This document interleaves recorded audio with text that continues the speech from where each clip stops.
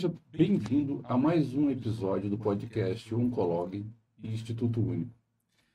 Hoje vamos explorar um tema muito importante e um dos grandes avanços da medicina moderna, a cirurgia robótica.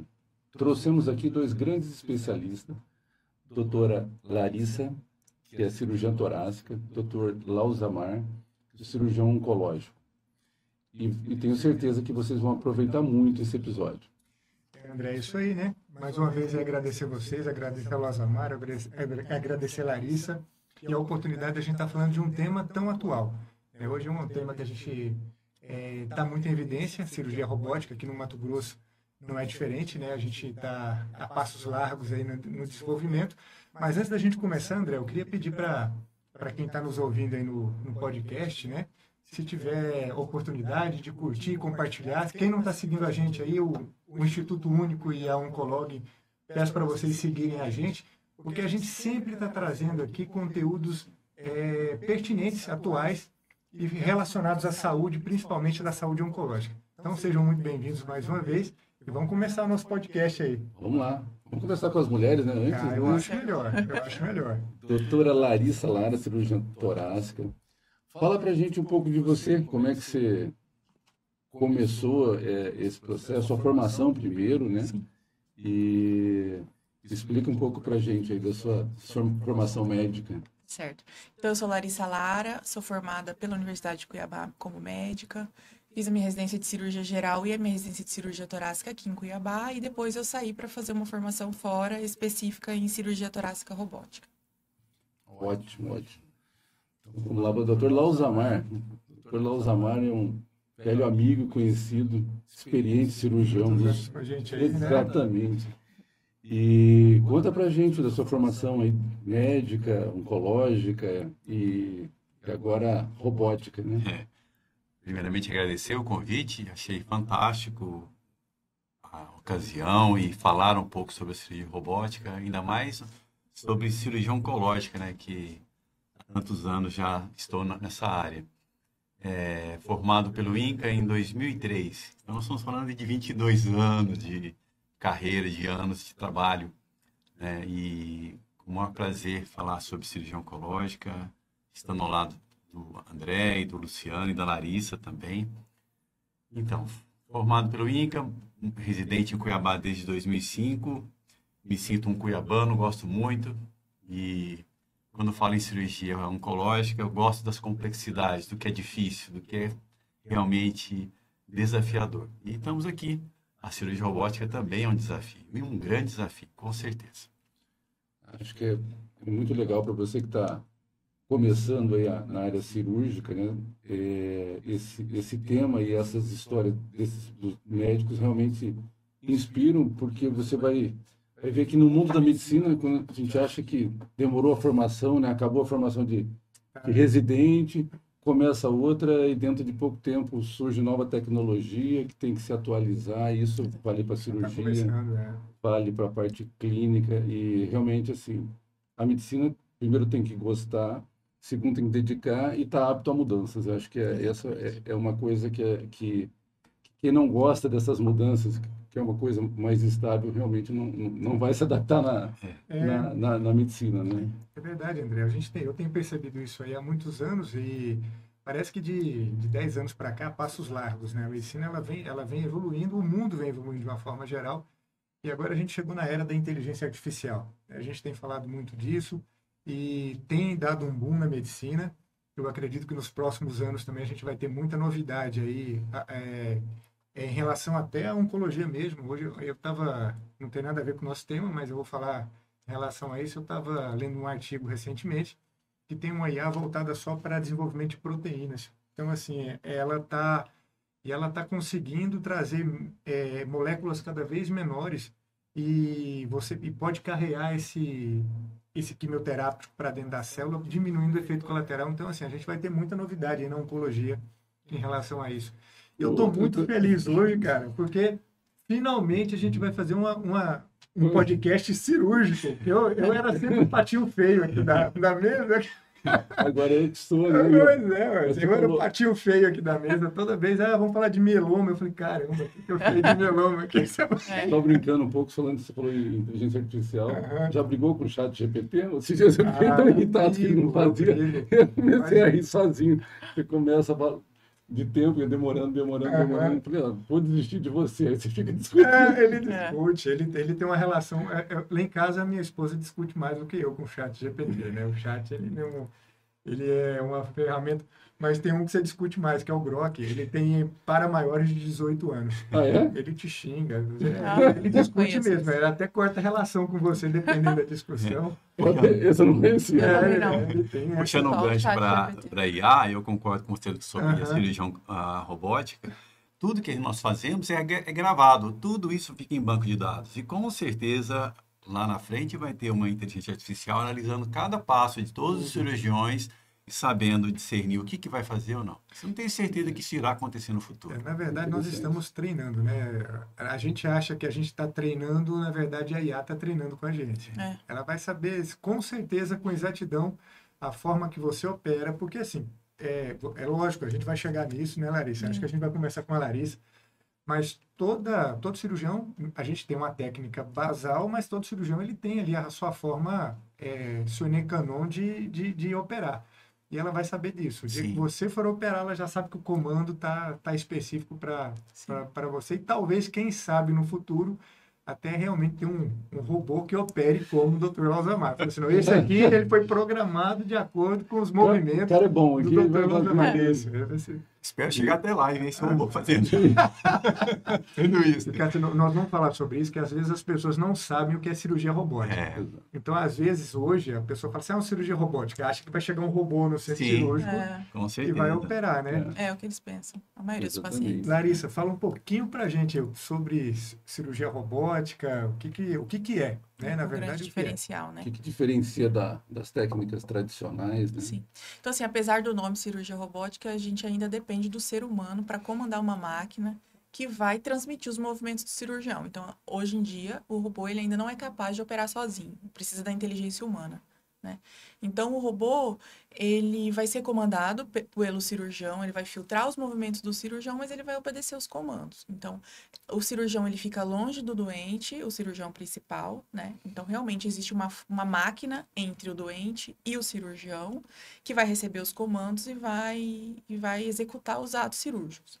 Mas, ainda assim, tem um cirurgião que fica ao lado do doente que precisa auxiliar essa máquina. Então, o robô não faz tudo sozinho, né? E o robô, ele fica fixo também em uma sala cirúrgica. A gente tem alguns robôs mais modernos que a gente pode mudar de uma sala para outra, mas não. A maioria, ele é fixo numa sala só e não é que ele vai até o paciente vai até ele, né? Sim, sim. E colocar bem que para o robô estar atuando, o médico tem que Tem que introduzir, tá. posicionar, tudo. Então, a gente tem uma cabine de comando mesmo, onde o cirurgião ele fica sentado e dali ele dá os comandos para que os braços do robô, que estão longe dele, vai efetuar os movimentos, né? Ou seja, ele pode operar, como À eu estou aqui, de um distância. país para o outro. Já teve a primeira cirurgia intercontinental, né, que a gente estava até conversando, foi uma cirurgia torácica, inclusive, mas o peso, né, desse tipo de cirurgia, ele ainda é muito, muito grande, porque a gente precisa de uma rede, de uma internet que consiga compactar esses comandos que vão atravessar um oceano. Então, Até para não ter esse delay, né? É, Tem um delay, exatamente. tem Tem um um atraso delay, no comando. Então, quando a cirurgia robótica ela nasceu geralmente, aliás, ela nasceu com esse intuito, né? Primeiro, do cirurgião operar à distância para guerra, então ele manda o comando para o soldado que foi ferido, enfim, e também para astronautas, né? Então, essa foi a criação da cirurgia robótica. Só que a internet ainda não suporta isso, mas a gente já teve a primeira transcontinental, ou seja, tinha um oceano entre as cirurgias. Agora, entre cidades, isso já é uma realidade. Eu sei que na Europa, nos Estados Unidos, já é uma realidade entre cidades mais próximas. Cidades próximas que tem uma boa rede de conexão de Sim. internet, isso é possível, mas a gente não pode deixar de lembrar que sempre tem que ter um cirurgião na sala, Sim. né? Sim. Se o cirurgião, digamos, aquele que está operando ali o robô, que é, na verdade, é uma máquina que está na sala, e ela tem uns braços articulados que faz essa cirurgia, tem que ter um cirurgião também responsável, independente se ele é o cirurgião principal ou não, tem que estar na sala ali para... Movimentos finos, sem tremores, Isso. consegue ter uma articulação interessante como na mão humana. Isso que chama atenção nesses braços robóticos, né? E favorecendo com que a pinça trabalhe da forma como se quer, como se fosse uma mão de um ser humano. Laus, eu vou aproveitar aqui, André, o Lausamar falou aí da forma, né, que o robô trabalha. E, mais uma vez, é uma grande satisfação estar com vocês aqui, porque vocês realmente são referência no que vocês fazem. Em relação à cirurgia oncológica, Lausa, o que dá para fazer com a robótica? Né? Eu falo assim, ó, tudo ou não, isso não dá para fazer. O que hoje a gente opera aqui, o que você tem visto aí da oncologia fazendo cirurgia robótica? Luciano, essa pergunta é muito importante, porque nós não devemos deixar os preceitos oncológicos, isso não mudou. Isso. Ou seja, a cirurgia aberta, a cirurgia videolaparoscópica, a cirurgia robótica, existem os preceitos oncológicos. O que são esses preceitos? É a ligadura dos vasos na origem daquele órgão. Uma vez aquele vaso ligado na origem, o sistema de irrigação daquele órgão, ele falha, ele para, assim como os vasos linfáticos. Então, esses preceitos devem ser levados em consideração.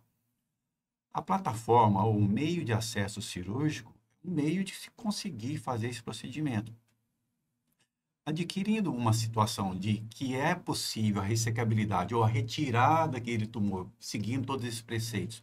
E digo mais, condições só que sejam favoráveis, ou seja, eu não posso indicar uma cirurgia robótica para grandes tumores.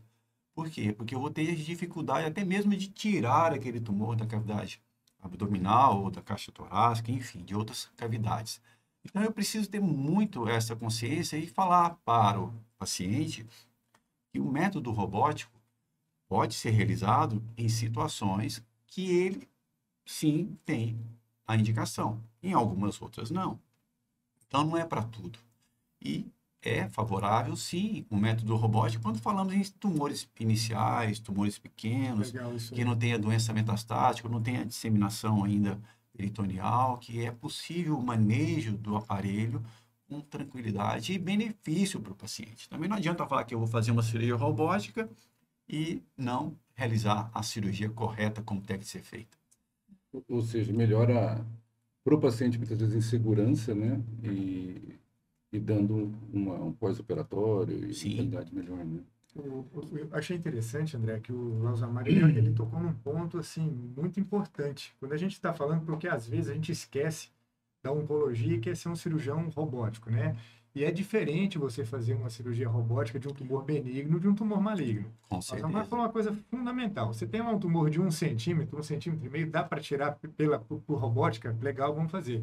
Agora, você tem um tumor, digamos, de intestino aí de 20 centímetros.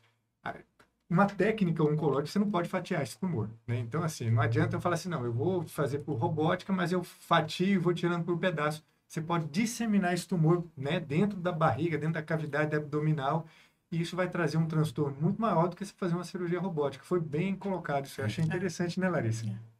Na torácica é a mesma coisa, né? A mesma coisa. Também a mesma coisa. A gente tem que respeitar os princípios oncológicos, né? Então, quando esse tumor é muito grande, a gente não consegue fazer por robô mesmo. Agora, quando são tumores iniciais, a recuperação do paciente é muito mais rápida e vale a pena, realmente. Acho que é muito semelhante que na vasologia se enfrenta, né? Que muitas vezes o paciente está focando em plástica em resultado estético e aí o cirurgião tem que realmente colocar o limite ali naquele negócio, né? Fala, não, é verdade, preciso tratar o seu tumor. Eu tenho conversado muito isso, né? Que eu estou na mastologia, o Lausamar também faz mama, faz muito bem. Até que ponto, né? A oncoplastia ela veio realmente também uma nova mudança, novas técnicas cirúrgicas, mas a oncoplastia ela não pode vir primeiro que o tratamento oncológico. Então, primeira coisa que você tem que pensar é no tratamento oncológico. Depois você pensa aí na parte estética plástica. Se você puder juntar os dois, é óbvio, é uma excelente situação. Vou dar um exemplo. Esses dias uma paciente ela acabou operando com outro colega porque ela tinha um tumor pequeno, Lausamar, tumor de 1,5 centímetro. Eu indiquei quadrante com linfonodo sentinela. E ela tinha uma prótese mamária, ela queria mexer na prótese. Eu falei, olha, não é o momento para isso. Você vai fazer radioterapia, vai dar contratura de prótese. Talvez, esteticamente, vai ficar pior se você mexer na sua prótese agora. Mas ela resolveu, mas eu não mudei minha conduta por isso. Enfim, às vezes até o colega oncológico, ele está esquecendo que primeiro ele tem que pensar em oncologia, depois ele pensar no que a gente tem de mais moderno. E você tem visto isso, você também, Larissa, tem visto isso aí na robótica? Você acha que está tendo algumas indicações, vamos citar nomes, mas algumas indicações cirúrgicas que não é para robótica ainda? Talvez seja para uma cirurgia aberta e está sendo indicado numa robótica? Olha, eu acho assim, como a cirurgia robótica ela tem um custo importante agregado, no início, sim, apareciam alguns casos que você faria por uma cirurgia aberta ou por videocirurgia muito mais rapidamente, o cirurgião insistia em te fazer. Mas como esse custo é muito elevado, isso começou a cair por terra. Então, assim, atualmente eu não tenho visto muitos casos, não. Até por conta do custo, né? Geralmente, eu tenho visto casos bem indicados mesmo, assim. A complementação do que a Larissa falou realmente é entender que a cirurgia robótica, para se adquirir uma curva de aprendizado, não só do médico cirurgião, assim como de todos que trabalham na sala de cirurgia, e fazer com que aquele tempo diminua e traga o benefício ao paciente, por vezes você tem que pensar muito sobre isso, né? E as indicações. Então, por mais que algumas pessoas falam, não, é um procedimento simples, vamos fazer por robótica, ok. Eu achei engraçado, pessoas até fazendo retirada de vesícula por cirurgia robótica. Ou seja, o que uma videolaparoscopia proporciona, consagrado de 30 minutos, outros fazem por cirurgia robótica. Quer ter o paciente do lado? Ok, a forma dele pensar. E poder vender aquele processo.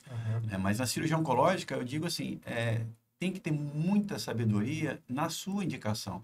E não deixar de pensar nos princípios oncológicos, de forma nenhuma, né? Por mais que no início possa haver até uma super indicação, às vezes cai por terra e aí traz uma repercussão ruim para o paciente, até mesmo para o próprio médico que conduziu. Interessante.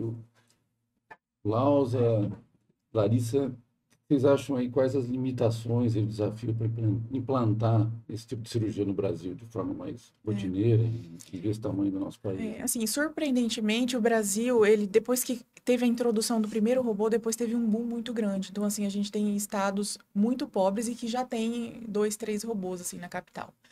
Porém, ainda o custo é muito elevado, né? Os planos de saúde, as operadoras não cobrem, não arcam com todos os custos dessas cirurgias. Então, ainda tem um custo elevado, apesar de cobrir parcialmente, e talvez esse, na minha opinião, seja o maior gargalo, né?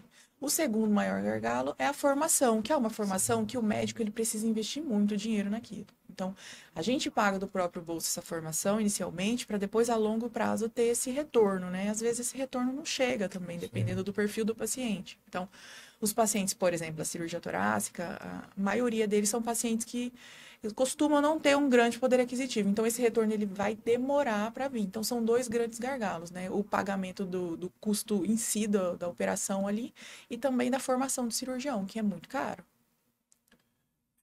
Um comentário é que, por exemplo, tem planos de saúde no sul do país que eles adquiriram o robô. Eles mesmos adquiriram o robô, os seus cooperados, ou seja, os seus médicos, trabalham, têm um certo diferencial nos seus honorários, mas implementou o robô. Por quê? Porque ele entendeu. Não adianta eu brigar com a justiça tendo que pagar isso de forma judicial. Então, ele adquiriu o robô e pôs no seu hospital e os seus médicos trabalham e executam. E como a Larissa falou, nosso estado ainda, por mais que tenha chegado um robô e na sequência vieram mais 2 robôs, é um fato interessante, mas nós temos que pensar que hoje no nosso mercado, quem domina, né, a saúde suplementar, e se colocarmos isso em porcentagem, na saúde suplementar nós encontramos 20% da nossa população e os outros 80%. Hoje nós estamos aqui já, né, em 2025, já quase no meio do ano aqui de 2025. Qual é o custo de uma cirurgia robótica hoje? Assim, eu sei que cada cirurgia é um custo, né? Mas em média, assim, qual é o custo?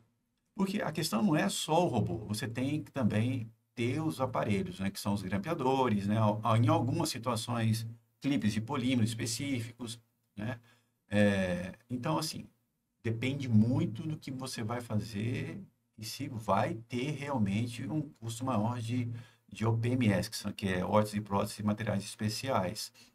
Se você tem um uso de maior quantidade de órteses e próteses, você vai ter um custo maior. Porque a taxa robótica, eu acredito, onde eu trabalho, é assim. Então, nos outros países deve ser assim também. A taxa robótica deve ser uma coisa fixa. Por quê? Porque aquele custo do robô vai acontecer de qualquer forma. E aí, os acréscimos são em relação aos materiais que vão sendo incluídos, taxa de sala, um tempo um pouco maior de cada item, né? Então, a princípio é isso. Eu entendo que é uma padronização, sim, dos custos e, lógico, cada um tem a sua forma de venda, né? Sim. Larissa, abordou um pouco da formação do cirurgião para cirurgia robótica. Como é que é isso? Explica para a gente como que é essa formação, Sim. e aí, obviamente, o que aumenta o custo nisso, né? Que é diferente em relação a um cirurgião que está seguindo uma laparoscopia ou uma... Então, assim, a formação, você pode fazer um curso que a gente fala de fellowship, que é você passa 1 a 2 anos imerso só nisso, ou você pode fazer uma pós-graduação. Mas independente se você faz o fellowship ou se você faz a pós-graduação, você vai ter que passar por uma via final de aprovação dos seus pares, geralmente cada sociedade, então a sociedade de cirurgia torácica ou de cirurgia oncológica, enfim. Você passa por uma aprovação específica dos seus pares, onde você precisa provar que você é capaz de fazer aquelas cirurgias, né? De comandar a tecnologia, enfim, de lidar com complicações, porque você tá com uma máquina entre você e o seu doente. Então, se você tem uma complicação, você precisa saber como agir, como tirar esse robô da frente, enfim, esses detalhes. Então, essa aprovação, você vai fazer provas, né, teóricas e práticas. É acompanhado obrigatoriamente por um tempo por um especialista já formado, então ele vem para te auxiliar nas suas primeiras cirurgias, para ver como é que você está evoluindo, e depois de 20 cirurgias, né? Então 10 sob tutoria, e 10 acompanhando, e 10 você fazendo sob tutoria, 20 cirurgias no total, aí você, com a prova também, né? Aprovado na prova, você está apto a começar a operar. Mas você fica sendo monitorado também. Então, se você começa a ter muito índice de complicação, o próprio hospital comunica a Intuitive, né, no caso da onde eu trabalho, para rever o que está acontecendo com as suas cirurgias. Isso é interessante, Larissa, porque assim, a gente tem percebido aqui no Brasil uma formação muito grande médica, né? A gente abriu vários cursos médicos, a gente tem colegas também que vêm do exterior, faz o Revalida aqui no Brasil. E eu tenho percebido que as sociedades, elas têm realmente tem que fazer isso, né? Tem que ver se a gente está lidando com vidas, tem que ver se realmente a pessoa é apta para isso. Então, o caminho é esse. Você faz a especialização em robótica, tem 20 cirurgias, 10 com tutor e 10 você sendo orientada por ele, se você e faz uma prova no final, né? Isso. Então, a curva de aprendizado é geralmente em torno de 20 cirurgias.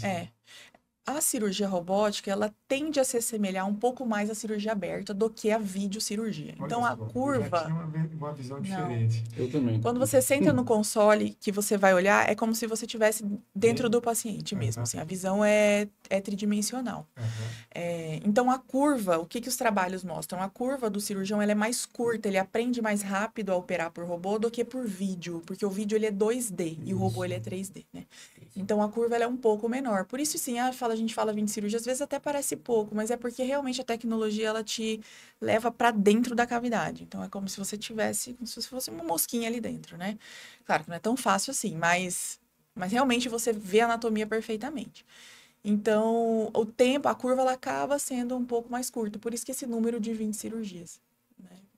Uma dúvida que geralmente todo mundo tem, eu já vou fazer uma pergunta aqui, e o SUS? Né? A gente está falando do convênio, ele não cobre totalmente aí as cirurgias, né? Parte desse custo, ele é dividido com o paciente. E o SUS? A gente tem pelo SUS aqui no Mato Grosso ou no Brasil, tem algum lugar que faz aí pelo SUS? Tem, mas não em Mato Grosso. Então, eu sei, é o Erasto Gardner, no Paraná.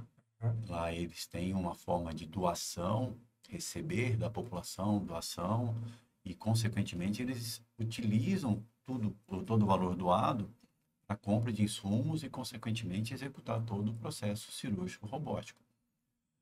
Nós aqui ainda não.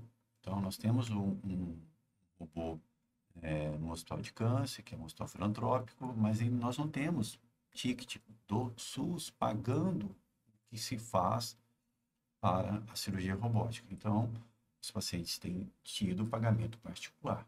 Então, acredito que para o SUS ainda vai ser um longo tempo. Por quê?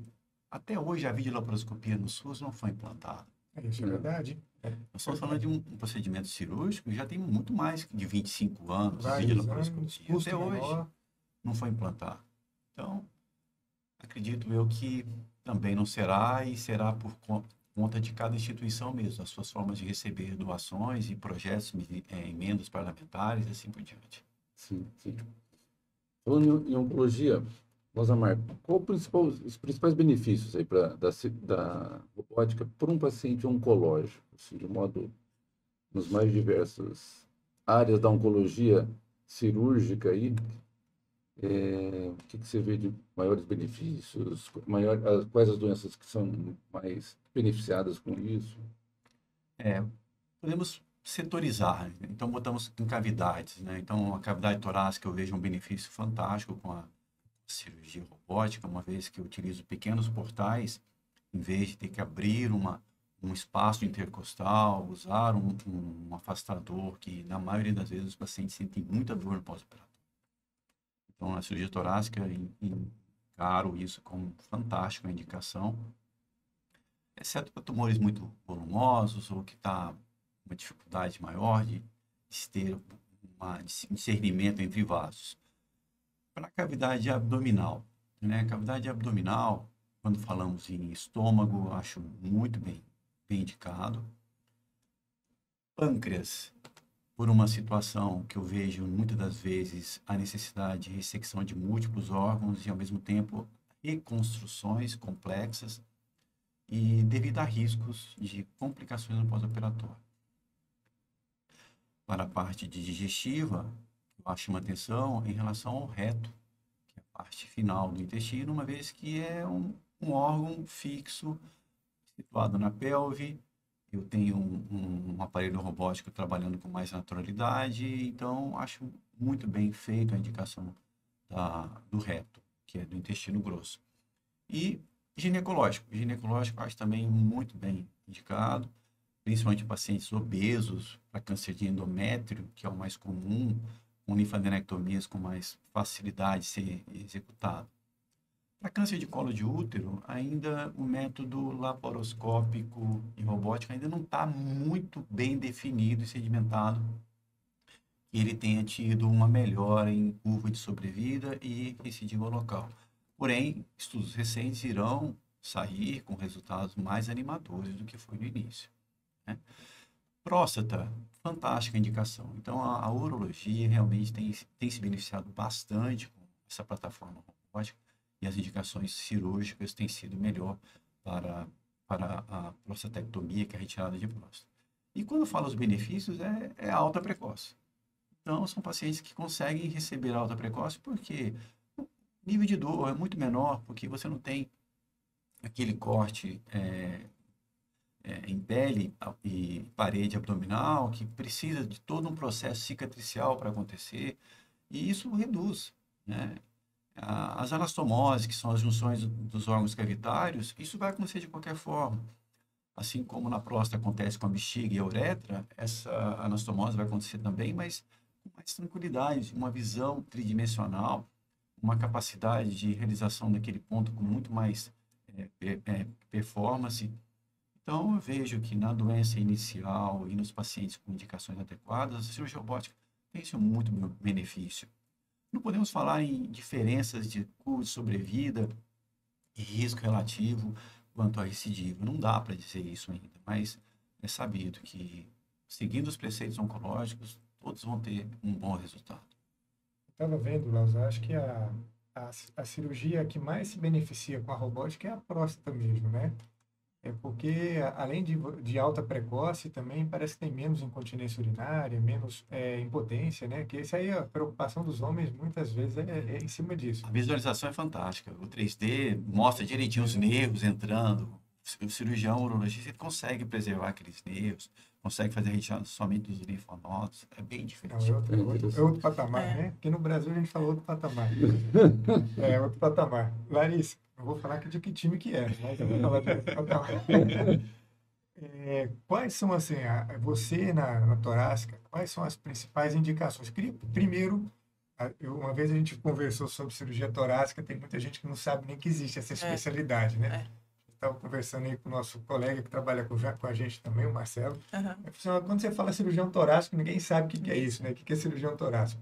Então, assim, explica um pouquinho para a gente o que é uma cirurgia torácica, quais são os principais procedimentos que o cirurgião torácico faz e quais são as principais indicações para uma cirurgia robótica dentro da sua especialidade. Realmente, nós somos poucos cirurgiões torácicos, né? No Brasil e no mundo. Saiu hoje a demografia médica, nós somos 0,2% de todos os especialistas médicos do Brasil. Então, tem, se eu não me engano, em torno de 1.000 só no Brasil. Então, realmente por isso que as pessoas desconhecem, né? Então, o cirurgião torácico, ele vai atuar nas patologias cirúrgicas da cavidade torácica, exceto o coração. A parte do coração e dos vasos, tipo aneurisma de aorta, vai ficar para o cirurgião cardiovascular, né? O cirurgião cardíaco. Agora, pulmão, traqueia, pleura, linfonodos, alguns cirurgiões torácicos fazem esôfago também, parede torácica, isso tudo é do cirurgião torácico, né? Excluindo mama também, que a gente não faz, né?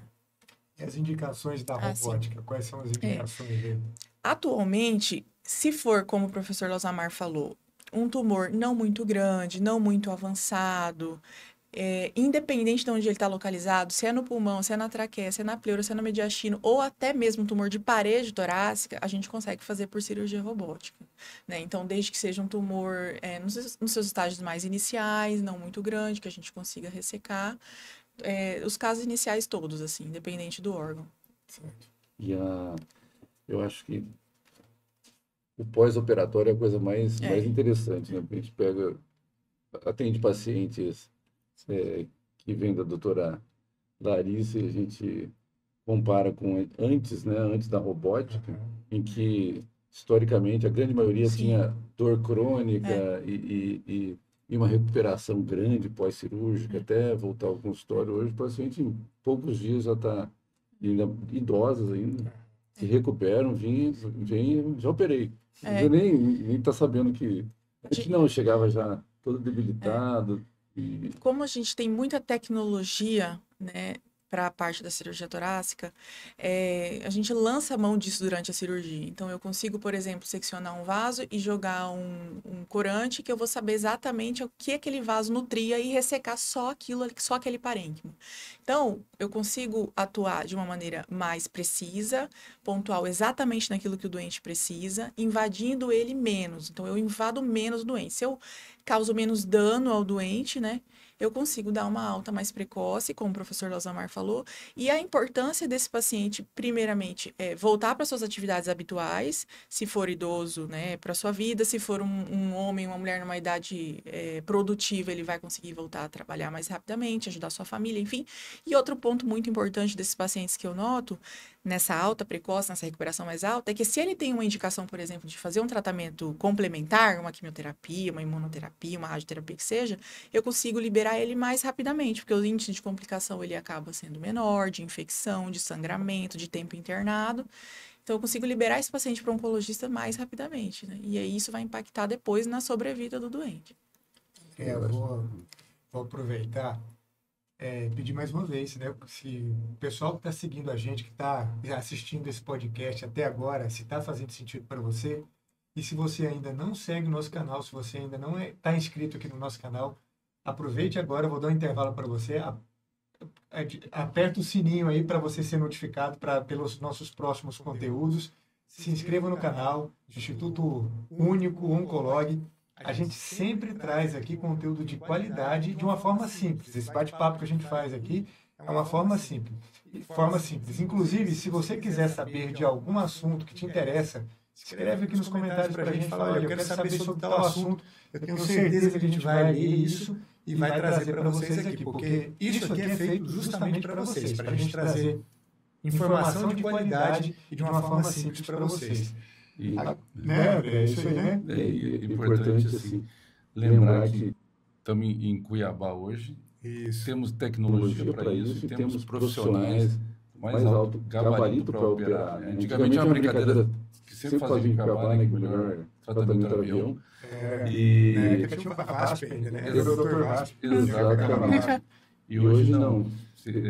Realmente os profissionais estão aqui de alta qualidade e podem oferecer um melhor tratamento para você. Eu falo, André, eu cheguei aqui, tem 25 anos, a gente chegou quase juntos aqui, né? Foi bem na mesma época que a gente chegou, e eu fiz mastologia em São Paulo, e o pessoal tinha uma visão daqui do Mato Grosso, apesar de que está na moda, agora que uma onça acabou comendo um rapaz aí, o Mato Grosso ficou em evidência de novo. Continua falando. Ainda jacaré, então quando eu vim, falei que eu vim para o Mato Grosso, o pessoal de São Paulo, você está louco, você vai fazer lá, cuidado com flecha, cuidado com onça. Mas eu cheguei aqui, o André, ele tinha uma outra empresa, tive a oportunidade de começar a trabalhar e toda a tecnologia que tinha em São Paulo, eu pude ter ela aqui em Cuiabá, tinha o Probe, tinha tudo mais, então assim, eu não senti diferença nenhuma. E hoje, quando o paciente chega para mim e fala assim, doutor, a gente faz o diagnóstico de câncer, doutor, eu posso fazer o tratamento em tal lugar? Eu falo assim, poder pode, mas hoje os protocolos, eles são muito iguais, né? Muitas vezes, a não ser que seja um tratamento experimental, mas os protocolos de oncologia hoje, em São Paulo, Cuiabá, Nova York, você tem mais ou menos o que realmente tem que ser feito. Então, a gente está muito à vontade aqui no Mato Grosso, eu fico muito feliz da gente trazer essa medicina e essa oncologia de qualidade aqui para a população. Exatamente. E aí nós estamos falando de hospital privado e hospital público, né? De público, não, é filantrópico, mas assim, que os acessos são diferentes, mas eu tenho certeza que, como o Rosamar falou, o SUS não vai provavelmente implantar, mas a sociedade, doações que acontecem nos hospitais, como no hospital de câncer, vai dar acesso, com certeza, para os pacientes da rede pública aí, ter pelo menos as principais indicações um tratamento oncológico com essa tecnologia. Né? Larissa, olha, vamos supor, estou lá operando, fazendo a cirurgia robótica e de repente acabou a internet. O hospital não pagou aí, eu falo assim, vamos cortar a internet aí, o que a gente faz? Prorrogou, mas não tem internet, aí o que faz? Realmente esse é um problema, a gente depende muito da energia, né? Atualmente nem tanto da internet, seria mais nos casos das cirurgias à distância, mas assim, da energia mesmo, da eletricidade. Então a gente precisa ter um gerador que vai, se por um acaso ter falha de energia, ele vai assumir e a gente possibilita continuar a cirurgia. Eu já tive a experiência de estar em alguns casos de acabar a energia e o robô ele entra num modo de segurança, né? Então demora um pouco para ele voltar. Enquanto isso você tem que saber o que você está fazendo, senão você fica meio desesperado mesmo, porque você perde totalmente a visão do que está acontecendo, né? O paciente está, claro, a poucos passos de você, mas ele está longe ainda. Para quem é cirurgião, a gente gosta de ter tudo na mão, né? De operar de perto. Não, ela não. Inclusive, se você está no meio do ato, mesmo com a energia funcionando, você está no meio do ato cirúrgico e você tem alguma dúvida e você quer sair para ir do lado do doente, ver o posicionamento, falar com o anestesista, quando você tira a cabeça do console, o braço ele para de movimentar. Então, independente, mesmo se o auxiliar mexer, ele não vai movimentar. Ele vai ficar parado, que é um dispositivo de segurança. Que legal. Então, se acaba a energia, o robô para, ele entra ali no modo de stand-by, ele não vai movimentar, mas ainda assim a gente fica, né? Com certeza. Acelera a coração ali, né? Não está falando daqui, né? Europa agora sofreu um apagão, né? E aí você ela fez na França, né? Ficou assim, exatamente. E aí, realmente tem que ter um bom gerador, porque você está falando de cirurgias que duram, às vezes, do que 8, 10 horas. Depende mesmo. Se trabalhar em 2 ou 3 campos, você tem que realmente estar disposto a perder um tempo maior. Porque com os braços robóticos, eles precisam de espaço para trabalho e, por vezes, um braço encosta no outro ou pode encostar, não deixa encostar. Ele trava, ele para ali. Você tem que fazer toda uma mobilização adequada para que aquele braço volte a funcionar para você seguir o seu campo que você queira fazer na cirurgia. Então, assim, algumas vezes tem essa trava com mais frequência. Então, você tem que fazer um manejo para que isso não aconteça. E eu acho que é importante também para quem está assistindo, que não é da área médica, saber que tem um plano B, né? Tanto para numa emergência, quanto numa emergência cirúrgica, né? Um sangramento agudo que não consegue, ou qualquer outra complicação, até uma emergência dessa, de falta de energia, e o gerador pifou. Então, realmente, assim, tem o plano B, que é voltar para o convencional, né? Que às vezes realmente na cabeça que gera um pânico aí, né? Aquele negócio para... É importante hoje a gente entender que, mesmo com toda essa tecnologia, a gente precisa, né, ainda precisa do humano. Né? As máquinas, elas não operam... Não substituíram ainda a mente humana. Uma outra... E do discernimento humano, e do discernimento, do bom senso, que isso. Em determinadas situações você tem que realmente converter, não ficar insistindo no método. Sim. Porque a vida do doente é em primeiro lugar. Uma das coisas que eu sou apaixonado, acho que todos nós aqui somos apaixonados pela medicina. E uma das coisas que a medicina nos traz é tomar decisões rápidas. Né? A gente está ali no meio de uma cirurgia e, às vezes, talvez não seja o caminho que uma máquina ia tomar. Né? Então, assim, o cérebro humano, a capacidade que nós temos de improvisar e de reaprender de uma forma muito rápida, é fantástico isso. Muitas vezes já aconteceu comigo, no meio de uma cirurgia, você começa a cirurgia, você não sabe por onde você vai. Né? Você vai daqui, vai dali, oncologia assim, você não tem muito plano, oncologia.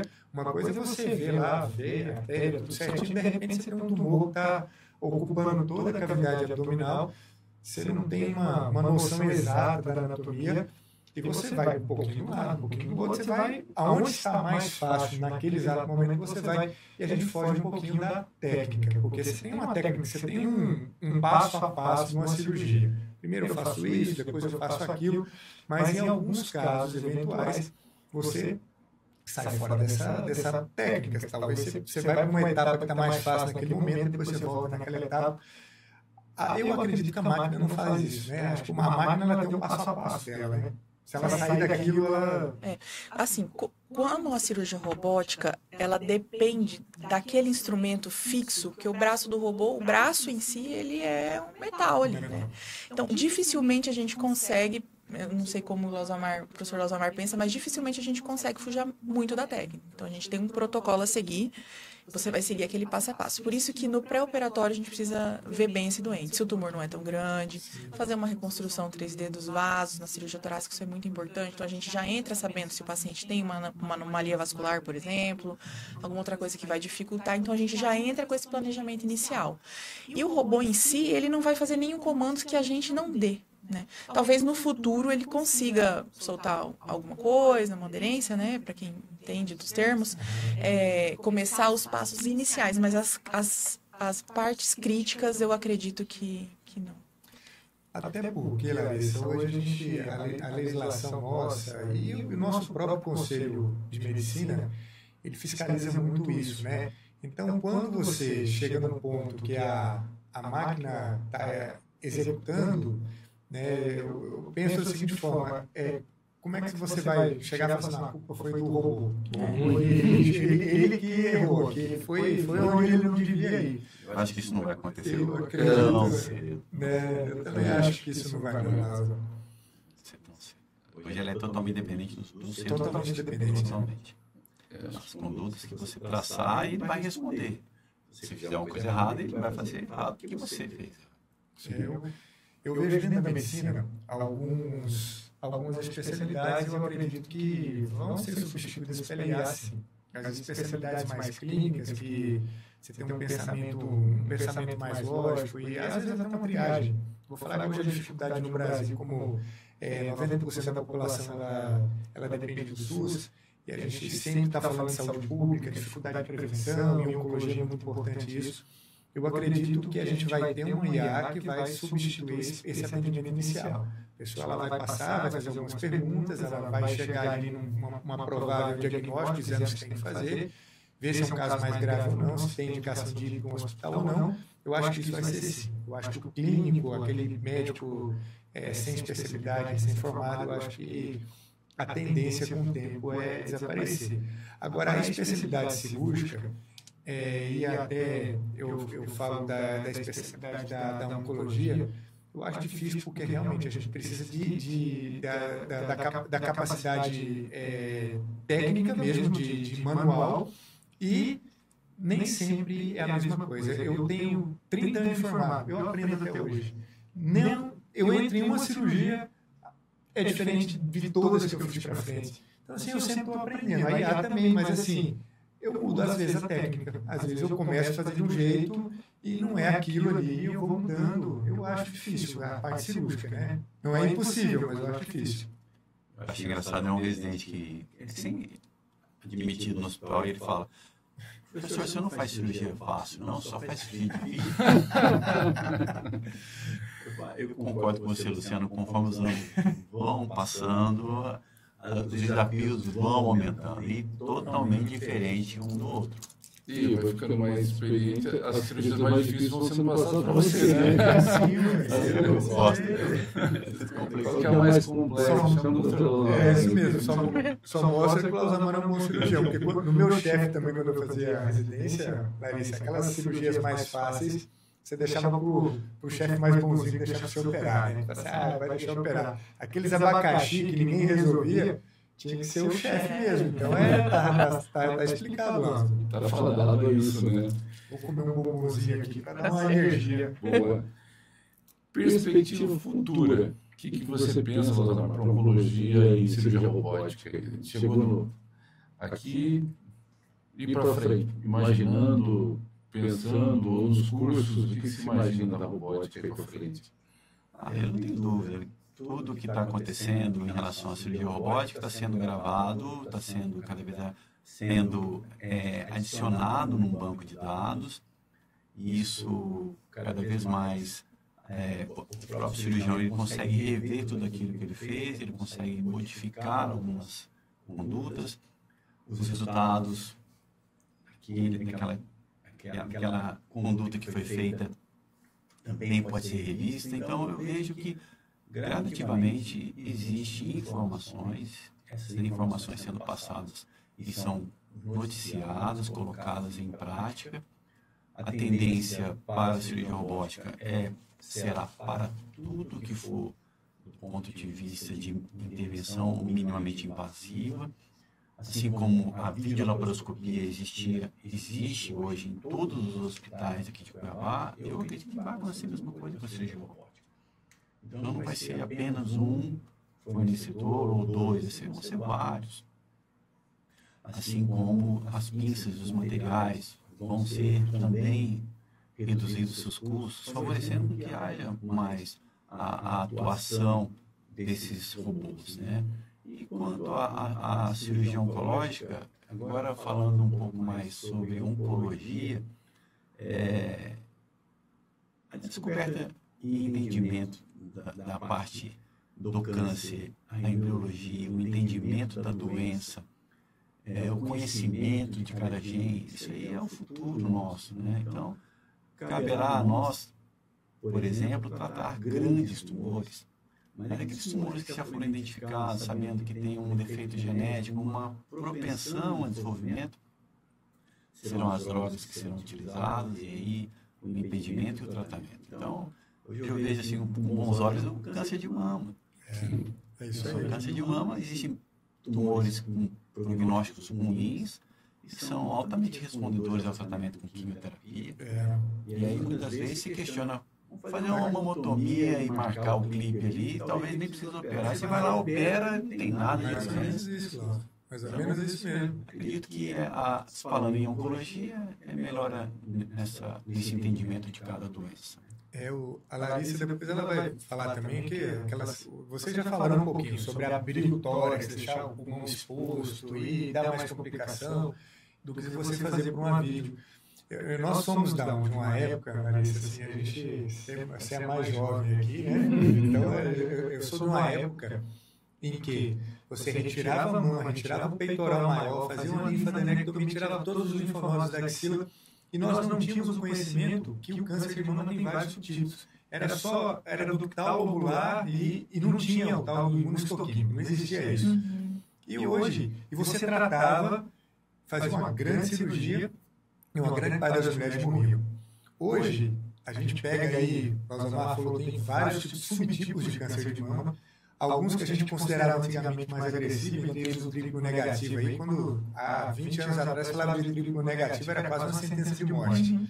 Hoje, um bom respondedor à quimioterapia, que muitas vezes, o Elzamar falou uma coisa certíssima aqui, eu acredito que daqui a um curto espaço de tempo a gente não vai operar o triplo negativo mais, porque está tendo resposta total à quimioterapia, e já tem trabalho mostrando, não deu ainda o resultado final, mas já está acompanhando há mais de 3 anos, 2 braços, um braço de pacientes que fez a quimioterapia, resposta total e fez cirurgia e rádio, e um outro que fez só quimio e rádio.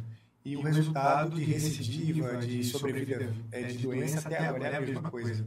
Então, se esse trabalho, a hora que terminar e o N dele e confirmar que é a mesma coisa, vai acontecer igual quando a gente começou a fazer quadrantectomia e mastectomia. Era só mastectomia e o Veronese lá na Itália, ele falou assim, olha, se você fizer quadrante com radioterapia, é a mesma coisa que fazer mastectomia. Nós estamos numa fase agora que a gente está mostrando que vai ser a mesma coisa fazer quimio e rádio do que quimio, cirurgia e rádio. Para triplo negativo, o trabalho é para triplo negativo, que tem resposta total.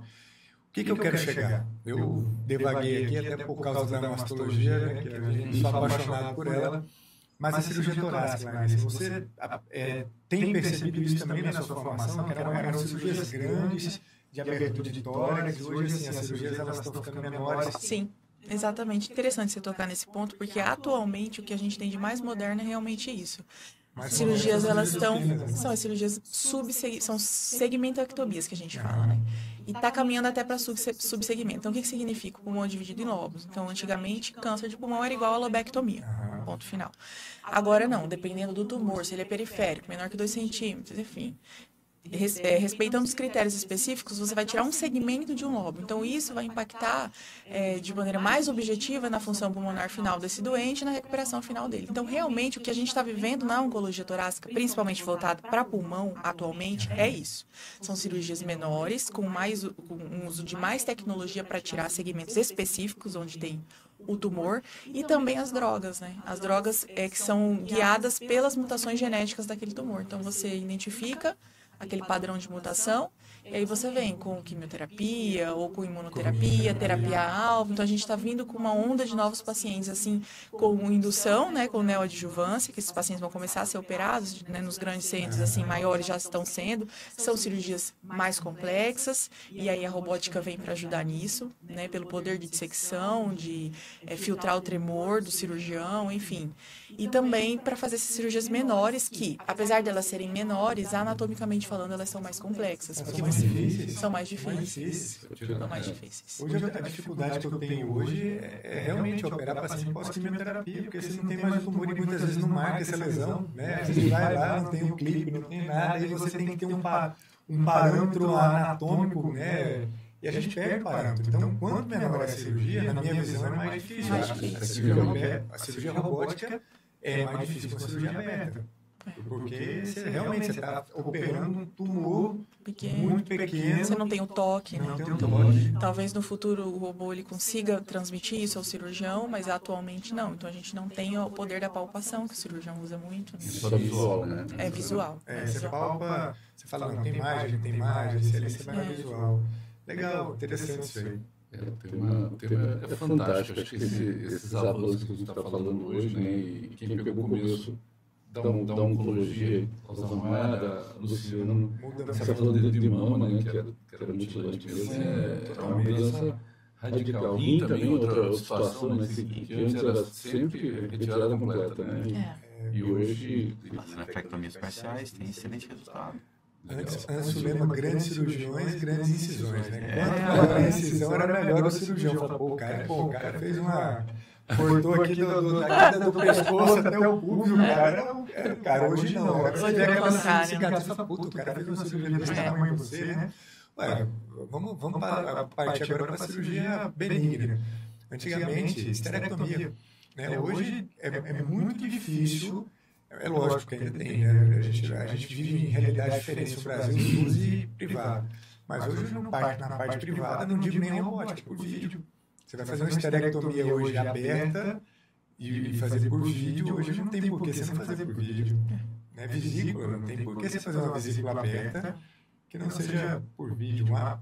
Uma biópsia de pulmão, que antes você tinha que abrir o tórax, não tem por que você abrir o tórax para fazer... Simpatectomia também, né, que é a cirurgia para hiperidrose palmar. Então, antigamente era toracotomia também, né? Imagina só. Uma cirurgia grande para parar isso. Só lembrando que cada indicação tem seu perfil, às vezes encaixa, né? Então, não é uma verdade absoluta. Então, sempre tem alguma relevância que tem que ser analisada. André, estamos chegando naquela fase crítica do nosso podcast, né? Naquela fase a gente está terminando nosso tempo, a gente, né, tem muita coisa para falar, eu tenho certeza que tem, mas eu vou pedir mais uma vez para vocês, né, que se você ainda não está inscrito, se você chegou até aqui no final, praticamente no final do nosso podcast, você não inscreveu ainda, é a última oportunidade que você tem. Inscreve, compartilha esse conteúdo com quem realmente você acha que vai fazer diferença. E eu quero que você comente aqui embaixo o que você quer, qual é o tema que você quer que a gente fale. E vamos deixar agora para as considerações finais, né, para a gente falar aí o que a gente espera, o que a gente acha, né? Exato, vamos lá. Todas as marcas, o que você manda de recado aí para os nossos ouvintes.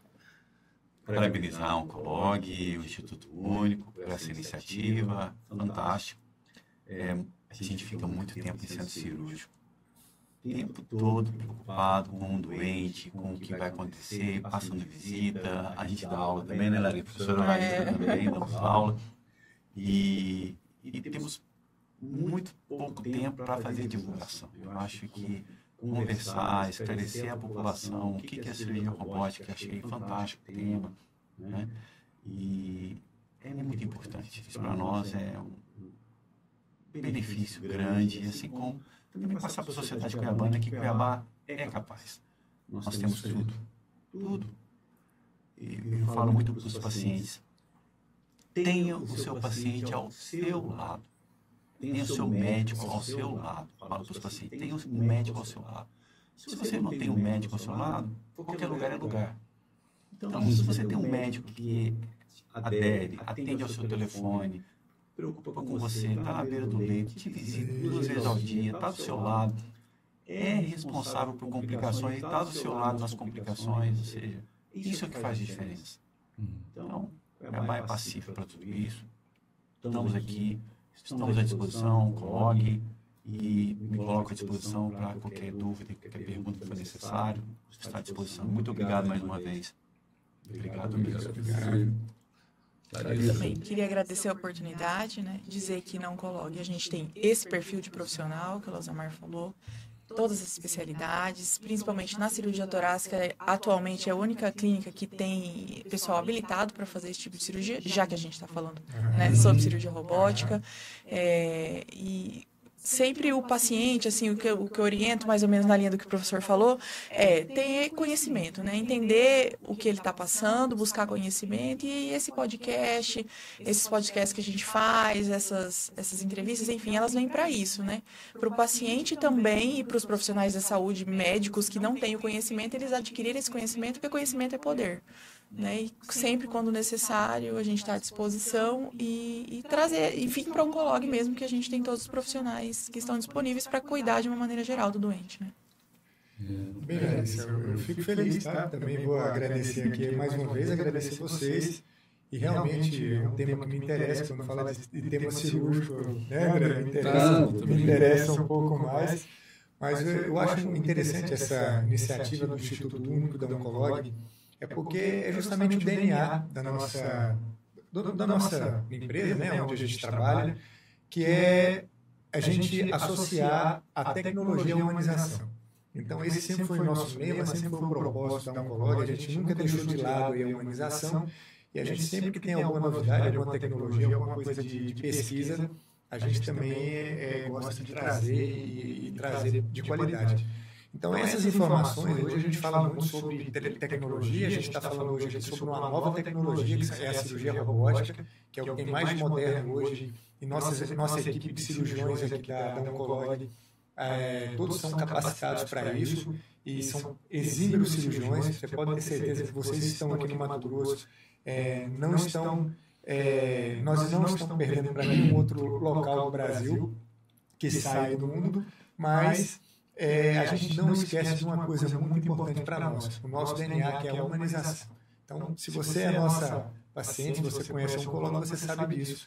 E convido mais uma vez aí para vocês participarem do nosso podcast, compartilhar, e eu quero a ideia de vocês. O próximo tema vai ser referente ao que vocês colocarem aqui. Muito obrigado. Isso aí. Eu também agradecer a presença do Dr. Losamar, da doutora Larissa.